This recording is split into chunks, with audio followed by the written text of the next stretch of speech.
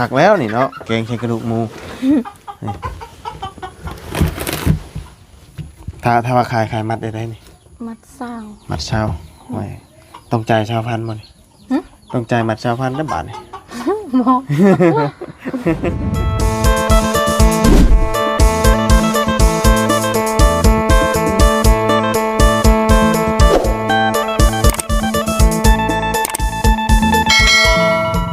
โอ้ยพี่น้องเนาะอันฝนนี่ก็ได้ตกบ่หยุดบ่หย่อนนี่ดีเพื่อนตกเช้าแล้วก็แดดออกแล้วก็ตกอีกเนาะโอ้จักเป็นยังไงพี่น้องเนาะมื้อนี้ก็สิได้เดินทางก่อนพี่น้องเนาะเพราะว่ามากก็หลายมื้อหลายวันเลยโอ้เป็น10มื้อแล้วจักพี่น้องน่าจะ10มื้อเนาะ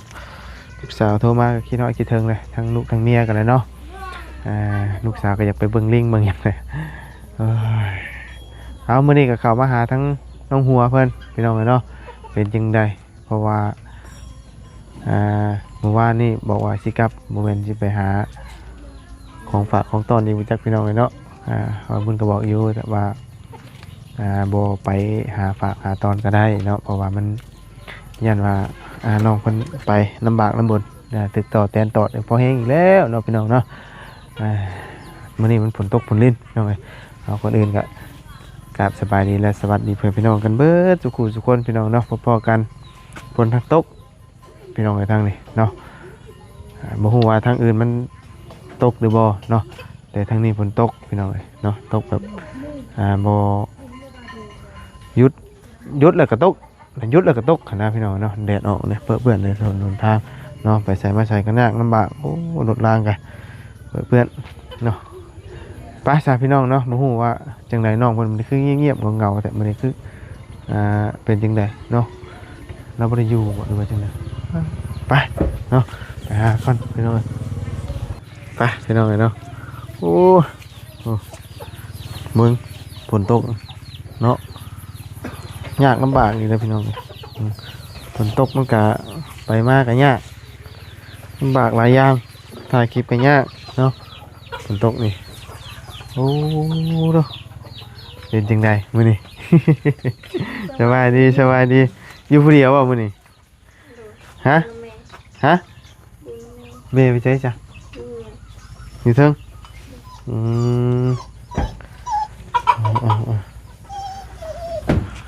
หากันแล้วนึ่งข้าว หากันนึ่งข้าวแล้วหากันแล้วนึ่งข้าว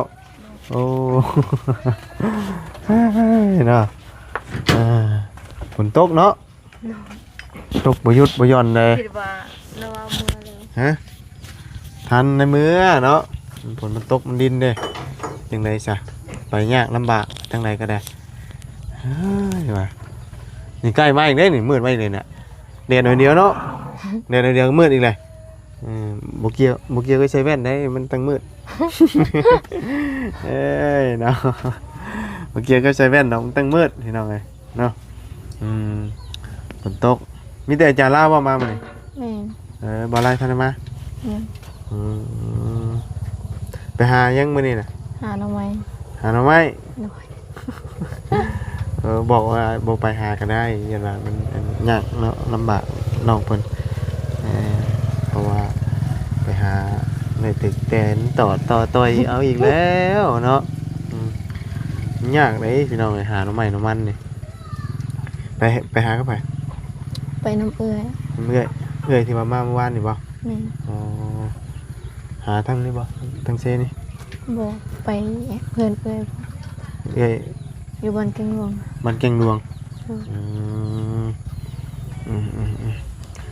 ไปหาอยู่เพื่อนบ้านเก่งหลวงเนาะกินข้าวแล้วบ่กินแล้วได้ยังกินมื้อนี้ซื้อปลาทูมากินซื้อปลาทูเป็นได้คือสาวๆนะไม่ได้เป็นหยังเป็นได้คือสาวบ่ได้เป็นหยังบอกเยอะเนาะฟังเสียงคือชึ่งๆแบบนึงนะบ่ได้สาวบ่ปกติแม่ต้องเต็มน้ำบ่น้ำในน่ะบ่ได้เต็มฝนบ่ได้ตกแห้งแต่มันตกแบบว่าเรื่อยๆเนาะ ตกแบบว่าพอดี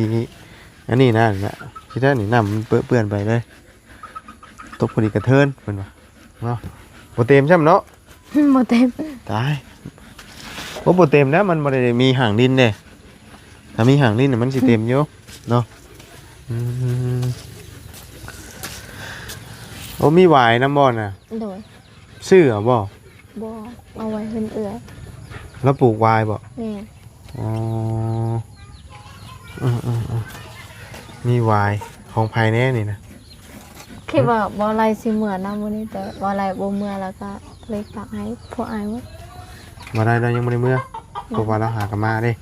เราสิเมื่อนำมาจ้ะเนาะถ้าเมื่อวานนี่เราว่าสิเมื่อมื้อนี้ก็เลย ว่า เฮ็ดเป็น3มัด สามารถโอ้ แต่เรา ใช้มาพี่ก่อนโอ้ยมาเบิ่งหวายก่อนพี่น้องเอ้ยอึ๊บโอ้ผักแล้วนี่เนาะแกงใช้กระดูกหมูนี่ถ้าว่าขายมัดได้นี่ มัดซาว มัดเช้าไว้ต้องจ่ายชาวพันธุ์บ่นี่ หึ ต้องจ่ายมัดชาวพันธุ์ได้บาทนี่ บ่ ให้ระบาวซื่อ อันนี้เฮาบ่ได้ซื้อเพิ่นติ ๆบ่ ฮะเอายันว่าเฮาซื้อเพิ่นบ่แม่นบ่ บ่ก็จะปลูก จะปลูก แม่ เพิ่นปลูกขายนี่น่ะบ่ แม่ แล้วเฮาขอบ่ได้ว่าจังได๋ แม่ เพิ่นบ่ให้บ่ เขาก็เลยเอามากิน ยัง เขา ไง ปลูกลายดิเป็น ลาย สวน ดีนะ เขาปลูกในสวนมัน ปลูกในสวนมัน อืม น้อยน้อย หน่อไม้ก็ไปหาทั้งเดียวกันเนาะ แม่ มีวาย3 มัดนี่หน่อยวายเนาะที่แรกว่าจะฝากทางมาลัยน้ำแล้วก็มาบุญลุงเพิ่มเนาะแต่ว่าทางมาลัยเพิ่นบ่ได้เมื่อเนาะ เนาะ เกรงใจเพิ่นอยู่ได้หน่อยเนาะเพราะว่า พี่ยังน่ะ วาย หวาย วายนี่มันกระเทืองนี่หว่าบ่แม่นบ่ คนละอย่าง คนละอย่างบ่ อันนี้เอามาที่ใส่ละอ้าวสบายดีเด้อนะเด้อ สบายดี อีหล่ะคือเสาๆเป็นเนี่ย บ่ได้เป็นหยังรู้สึกว่าสบาย บ่สบายคล้ายจะเป็นลมบ่มียาดมไหม มีบ่ ซื้อมาอยู่มื้อคืน เออ โอ้ยเอาได้พี่น้องเอ้ย เลยเจ็บหัวทางลูกเพิ่มมันก็เป็นไข้ ดมว่าจะดมนี่ เอาหน่อยเอายาอะไรยาเม็ดให้เราใส่เมื่อคืนนี่แตกโคบรถเนาะ อย่าดมลุงดมจนสิเบิดแหละชื่อมาเมื่อคืนนี่มึงเนี่ยจนสิเบิดแหละหน้าแดงปัดมาขี้ควรพี่น้องเอ้ยบ่ค่อยสบายเป็นไข้ ปวด ห หัว อม เล ดี ย กว่านะ เจอยาสีม่วงค่อยเข้าไปเรียบร้อยแล้ว รับบัดนี้เอา ผมมิดเดียวกันดูรู้เรื่องเลยนั่นน่ะ โดย มิดสีม่วงนะโอ้ย ฝนก็ตกตลอดเลยเมื่อคืนนี่บ่ไหวเลยเมื่อคืน นอนตั้งแต่9 โมงตื่นมาเที่ยงคืนนอนบ่รับบัดนี้กิ้งไปกิ้งมาอยู่ ไปหาหน่อไม้มาฝากบ่นาง โดย หน่อไม้หยังล่ะ น้ำไม่ไหล หน่อไม้ลาย โดย เมื่อยปะ บ่ ฮะ บ่ บ่ต้องย่อเข่าเด้อมื้อนี้เด้อ เอ้าก็บ่หน่อไม้ไล่นี่เพื่อสิได้เด้มันไล่หาเด้ มันคนละลาย คนอะไรวะ อันนี้ซื้อหน่อไม้ลายบ่แม่นว่าสิไปไล่คืองูคือควายบ่แม่น หน่อไม้ไล่ คนละอย่างกัน ไล่เอาแล้วบ่เพราะว่า มีเรื่องเสียใจเพียดอกอันนี้บ่ บ่ โอคักไปจักเนาะ โอเค รู้สึกว่าสบาย ฮะ ไปหาหน่อยมื้อเช้านี้ตะ หัน คน เขาเว้าเฮาเป็นโทษได้บ่นี่เนาะ เนาะแน่นอนที่ซื้อยาให้ดอกแท้เลยล่ะเนาะ โอ้ โอ้ยหายใจบ่ติดผิดบ่แม่นหายใจบ่ติดหายใจติดมันหายใจทั้งหูดังบ่ได้หายใจทั้งปากเอาบ่ค่อยสบายอย่าโย่เข่าเด้อมื้อนี้เด้อขอนำ FC มื้อคืนนี่ด่าลุงจะว่าพันฉะนั้นพันธุ์พืช 30คนเม่นก็มีอยู่อย่างเดียวบ่ 30 40ก็อันเดียวเลยโอ้เนาะค่อย บ่ ว่า มีแนวกินแล้ว โดยบ่มีก็บ่ต้องย่อหลาย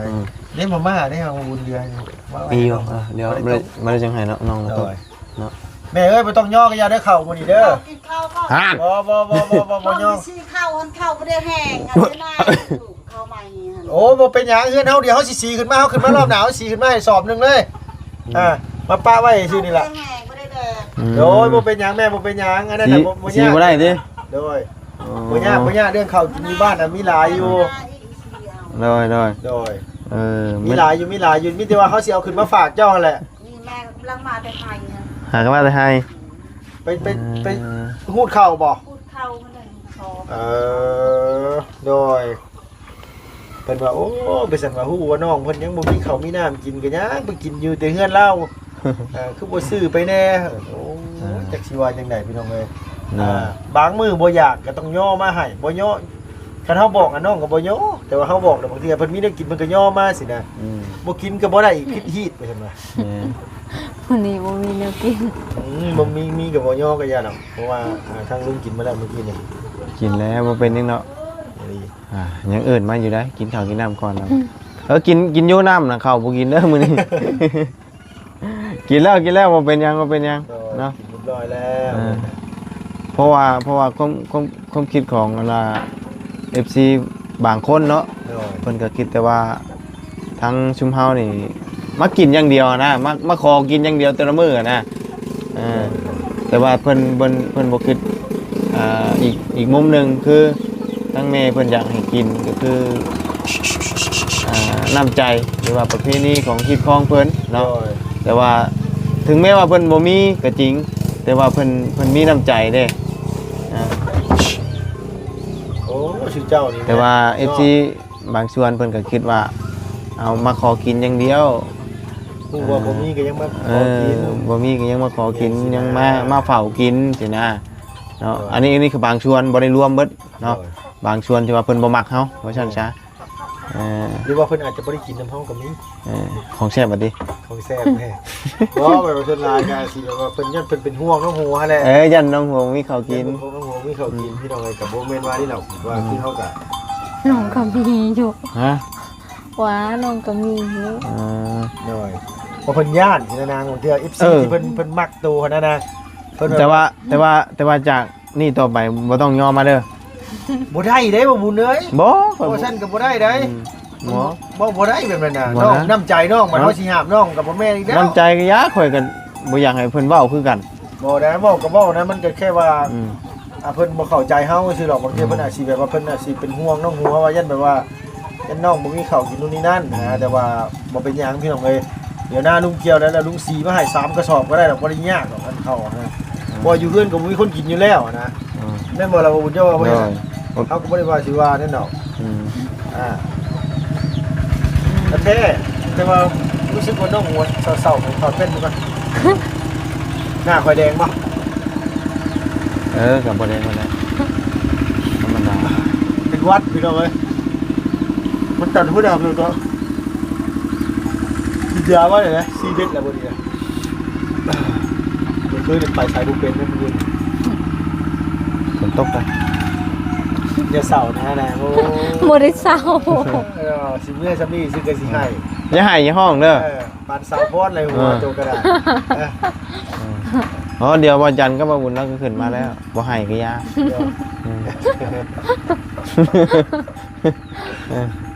สรุปแล้วมักสีใดอันสีเฮือนเจ้าน่ะ ตามเรื่องสีเงินกันฮะ เสียง สิได้บ่ฮู้ เอาลึกๆจากใจตัวเองมักเอิ้นบ่ต้องมาเอาอันนี้คือสีส่วนตัวเฮามักนี่ มันสีตัวเองมากขนาดนั้นสีตัวมากตัวสีมากสีอะไรนะ มักสีแดง สีแดงแดงขี้เมียงบ่ เอ้าแดงขี้เมียงนี่แบบนี้นี่ แดงเข้มมองไง เออ เนาะ แดงขี้เมียง คันสีแดงกับหนึ่งมากกับว่าก็ง่ายสีคือเพื่อนสมอนน่ะเพราะว่าหนึ่งมาหลายเวลามันโดนไปมันกับบตกสีคันมักสีเด่นๆเนี่ยแบบคืออย่างสีฟ้าสีอันนี้นี่เวลามันเก่าไปเนี่ยฮะเห็นบ่ฮะ เสียงโคก ตามโปเนี่ยมันเป็นอย่างสีย่อมาให้ได้ฮะจะนั่นเพิ่นก็บอกอีกฮะ เฮาก็เมื่อก่อนเฮาก็เนาะ โดย มันเป็นยังไงที่มื้อนี้เนาะมันเป็นยังเนาะ ตอนที่ว่าจะโทรหานั่นอยู่ในรถเสียงเพลงดังก็ได้บ่ได้อันนี้ฉันไปรับน้องมัน มันจะพุ่นน่ะกลับมาเด้อสิกินน้ำใหม่เด้อบ่ให้เราเฮ็ดมาก็ได้เด้อบอกเราเป็นภาษาเจ้า เอาบางเทื่อเราก็เฮ็ดเตรียมไว้ให้ลูกให้เต้ากิน บ่เราตั้งใจ ลูกน้องตัวได้มาอยู่บ่นะ มา มามื้อใด วันที่เขาสี่วันแล้วนะ มาเท่าสิมาแหละเพิ่นลางานมาจากมื้อบัด มาเลย มาเลยป่ะ ก็จะมีคนมาแทนเลย มาแทนแหละเพิ่นเอาคนใหม่เลย นี่ บ่ได้ว่าเว้าคนใหม่นี่คือแบบว่าเฮาสิมาลาแบบว่าภายในอาทิตย์2อาทิตย์นี่มันบ่ได้คือว่าเพิ่นต้องการคนดูแลลูกเพิ่น มองว่าเฮาบ่มีสิทธิ์สิว่ากลับขึ้นไปเฮ็ดหม่องเก่าได้แล้ว นี่ อ๋อคือว่าแหละถ้าว่าเฮาอยู่นำเพิ่นโดนนี่ก็เพิ่นสิถาเฮาเนาะบางคือบางบ่อนเนาะ แล้วมันเนี่ยแต่นาย มัน จ้า แล้วแต่นายจ้างอันนี้แบบว่านายจ้างเพิ่นต้องการแบบว่าให้ดูแลลูกเพิ่นอย่างเดียวเนาะ โดยโอ้ยมันยาดมนี่ก็ได้ มื้อนี้ก็ถือว่าสิเดินทางกลับพี่น้องเนาะก็มีวายมีหน่อไม้เนาะที่เพิ่นสิ วายนี่ไปเอามาที่ใส่หลายซื้อเอาบ่ บ่อยู่เห็นเอ้ย บ่ซื้อบ่เมื่อยว่าไปหาหน่อไม้ บ่ ธรรมดาป่ะ โดน คำหาหน่อไม้ต้องเฮ็ดได้นี่เนาะ เฮ้ยเจ็บเว้ย งัดเนาะงัดหาหน่อไม้เนี่ยงัด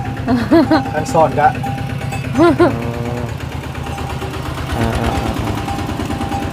ถ้าว่ายังอาบน้ำได้เฮ็ดได้บาท เฮ็ด มันต้องเฮ็ดได้เลย เห็นอันนี้ อาบน้ำบ่เนี่ย นี่ อันนั้นเนี่ยแล้วเราเป็นเรื่อยๆบ่ นี่ อาบน้ำเฮ็ดได้นั่น นี่ แต่ว่าต้องอยู่น้ำนี่บอกกับเราเรื่อยเนาะจังนักฮู้เนาะ อันนี้นี่คืออันนี้บ่เดินหน่อไม้ตกไปหาอยู่บ้านเอื้อแต่คุณบ่ นี่ บ่ว่าตกคนนี้ตกก็ยังไปอยู่ในหัวเนาะโอ้ ใช่เฮ้ยมันย่อมาเบิ่งดูฮะ ลายได้บ่บุญนะบ่ได้น้อยไอ้ หลายดีเด้นี่โอ้หนักเติบพี่น้องเอ้ยปิดเบิ่งเปิดเบิ่ง ป้าถุงจนเปียกจนเตี้ยเป็นยังไงพุ่นน่ะสินองงามๆงามไปอยู่ในมาอยู่ อันนี้คือเจ้าหาผู้เดียวบ่หรือว่าของเอื้อย ไป นะ หาน้ำเอ้ย ของเอื้อยพร้อมบ่หรือว่าของเจ้าผู้เดียว แม่ของเอ้ยพ่อ ต้องเลยครับกีฬาก็บ่อยู่มึงบอกว่าบ่ต้องไปได้อนั่งเด้อคันฝนตกฝนดินบ่ต้องไป เนาะมื้อหน้าบ่ บ่ได้เด้อได้บ่เจ้าเบิ่งว่า เวลาเฮาสิเมื่อเพิ่นมีของฝากของต้อนเฮาขึ้นมารอบหน้าเฮาต้องมีของฝากไว้ให้น้องแล้ว ข่อยสิมีหยังดีบัดนี่ ฮะ สิมีหยังดีบัด เข้าได้บ่บุญเข้า ข้าวก็ยังบ่ได้ปั่นเลย ปั่นเนี่ยก็ต้องขอเมียก่อนได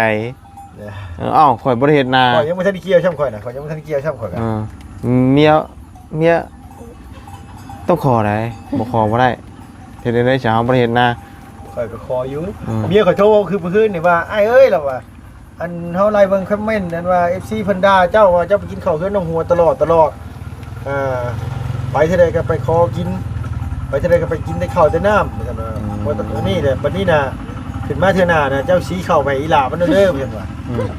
เมียข่อยแล้วบอกอีกแล้วว่ากันว่าเราสีข้าวได้แล้วเราให้สีขึ้นมาให้เลย ได้ อ่า สีโอ้เพื่อนเจ้ามีองค์สีน้อยเนาะ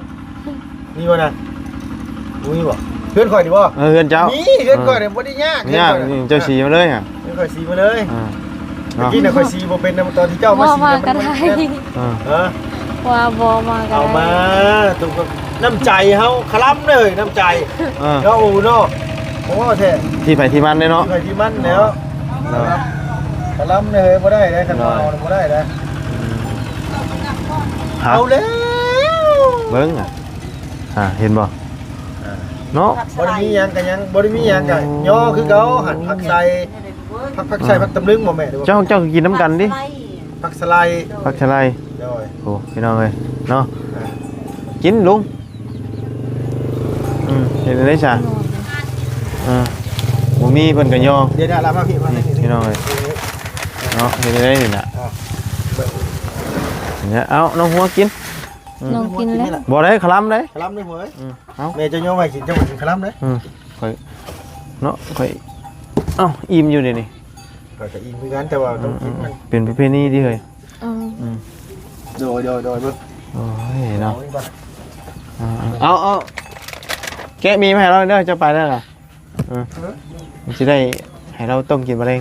เนาะจังได๋จ้ะพี่น้องเอ้ยโอ้ยเราบ่มีหยังกินเราก็ยังเอามาให้นี่ขึ้นเบิ่งโมเมนต์ว่าเฮาสิมากินอย่างเดียวนะพี่น้องตกเนาะเปียกเบิดน้ำย่อยเชะน้ำ ไปจุกอันนั้นเด็ดดิ วิลลี่วูด คนชอบ กินแล้วตาสว่างนอนไม่หลับทั้งคืนเมนบ่เฮ้ย บ่แม่นแล้ว เมนบ่ บ่แม่นเวลาเขาเป็นไข่เนี่ยสิน่ากินมันแกงแห้ง เอากินลุง น้อย เคยเห็นเจ้ากินข่อยก็ดีใจแล้วมื้อนี้เพราะว่าเป็นยังเคยกินบ่ได้ ไฟอยู่บ่เงินต้มมาม่าก็นำไป บ่ต้มกระยายไว้เพิ่นต้มกินเยอะ สิกินบ่ บ่ เฮาว่าใช้ต้มตัวกินบ่กินบ่กินก็เก็บไว้ เอาหนู บ่ วันน้องสิต้มให้ถ้าหนูมีกิน แจ็คซ้ำใดพี่น้องเอ้ยกินก็ได้บ่บุได้คำ2คำก็กิน จำบาทนึงเนาะ เดี๋ยวว่าได้ไหนก็บอกได้พี่น้องเด้อจังไดก็หักแพงแบ่งปันกันอยู่แล้ว ได้เนี่ยนี่เนาะ เดี๋ยวสิ เมื่อนี่ก็ได้หวายเมื่อแกงใช้ กระดูก กระดูกได้บาดนี่เนาะชนลายค่อยบ่ค่อยมักดอกชนลายเมียกินอยู่ ค่อยมากค่อย บ่ค่อยมัก เนื้อผักไส้บ่นางนี่น่ะ ผักชะไลแม่นบ่ผักชะไลหรือผักกึ่งลึง ผัดสไลด์ ผักชะไล ขมบ่ แซ่บ ขม เดี๋ยวบอกเด้อพี่น้องเด้อกินหาแต่กินยามาเมื่อกี้นี่นะเป็นไข้อยู่นี่ นี่ได้เป็นยาได้นี่ เออ กินทำไรเอ้ยบ่แม่น บ่กินบ่ กิน กินน้ำกันนี่แหละกินน้ำค่ำนี่แหละ ย้อนหนึงก็ได้เนาะ เอาข้าวก็ต้องกินได้ค่ำน้ำค่ำนี่แหละ เอา มาพี่น้องเอ้ยอย่าอิจฉาได้อพี่น้องเด้อ บ่ขมผักชะไลอ่ะข่อยบ่ปานใดข่อยบ่มักขมตัวชะไลขมมักได้ไหมมันกินได้ แต่ว่าขมตัวนี้กินว่าขมคนละแบบนะขมที่แบบจักไงเลยมันติดปากแบบนั่นนะกินข้าวก่อนเป็นไงกินคำ เรานี่ได้อพี่น้องเอ้ย กินคำหนึ่งเด้อ ขนาดว่าบ่ให้ย่อกับย่อไม่ได้บ่กินก็บ่ได้ แซ่บขึ้นเก่า เด้อจ้าเด้อจ้าโดย จาบโดยนั่นน่ะเนาะ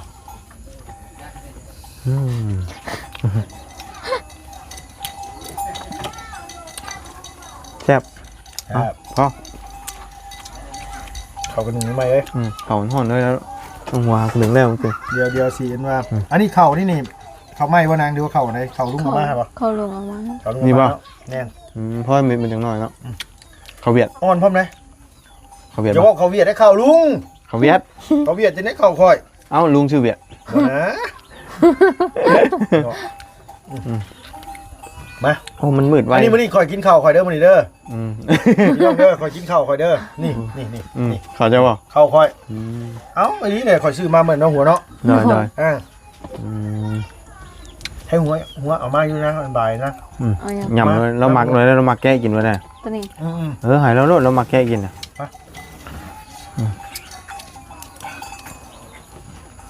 กินขมได้เลยเราหมักขมเลยพอใหญ่นี่นะ เท่าแล้วก็แบบนี้แหละคนเท่ายุลายเลย เผื่อเราสิแก้หวานตัวนี้ได้กับพุ่นเนี้ยประมาณ8 โมงแรง ก็สู้ไป เอาเผา ได้ป่ะ ข้าฝ้ายังสิบ่ได้ กินได้ดีป่ะ ไปใช้นางน่ะ สิเอาผ้าให้ บอกไปยันนะผ้าน่ะ เอามาแล้วด้วย บ่ ฉีกไม่ได้กินดอกมื้อนี้น่ะ ข่อยเป็นสายป่าอีแล้วนี่ว่า สายป่าเจ้าก็ต้องมีผ้า นี่ก็ได้ดอกสายทำนี่นึง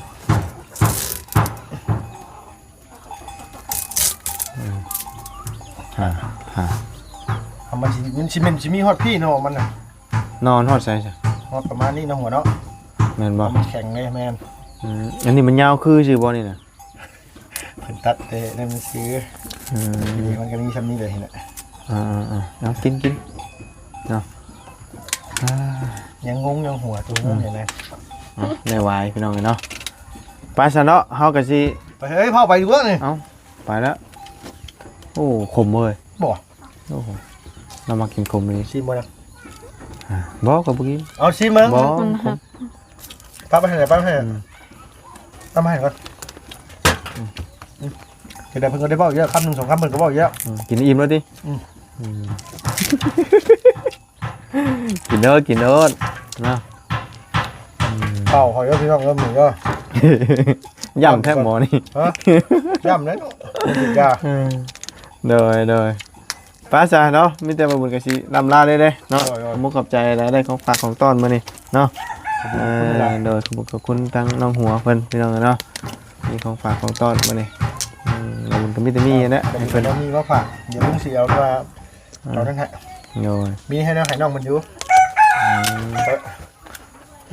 อ่อนแท้ อ่า หวาน หวานบ่บ่มีเนาะหวายหวานนะ ฮะ หวายหวานบ่มีเนาะ อ่อนเพื่อ โดย กระเชื่อไปยัง ไปสบายดีแล้วน้องเด้อโดยน้องพบเจอกันใหม่พี่น้องเนาะมื้อนี้ก็สิพากันอ้วนๆตาวกลับแล้วพี่น้องเอ้ยมาหาน้องหัวก็ได้ของฝากได้หวายได้หน่อไม้เนาะหาฝากทุกคนเลยแต่ว่าเทื่อหน้าก็บ่หาก็ได้เด้อเพราะว่า นี่ก็บอกอยู่เมื่อวานนี่นะ มันยากลำบากเพิ่นเนาะไปแล้วพบเจอกันใหม่พี่น้องเอ้ย ด้วย มืดมาเลยมืดฝนบ่ได้มืดแว่นนี่เนาะ เพราะมันฝนตกหลายนะเบิ่งกว่าน่ะน้ำเนาะโอ้